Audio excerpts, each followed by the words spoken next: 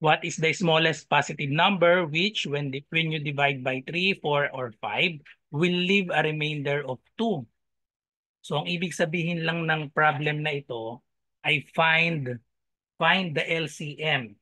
Find the LCM of 3, 4, and 5. Then after finding the LCM of 3, 4, and 5, we will add 2 because we'll leave a remainder of 2. So just find the LCM of 3, 4, and 5. So 3, 4, and 5 are relatively prime. Walang common dito sa 3, 4, and 5. So therefore, ang LCM ng 3, 4, and 5 ay simply multiply lang natin lahat. So 3 times 4, that is equal to 12. And then times 5, that is equal to 60. So we'll leave a remainder of 2. So just add 2. So therefore, the answer is 62, which is letter C. Follow for more.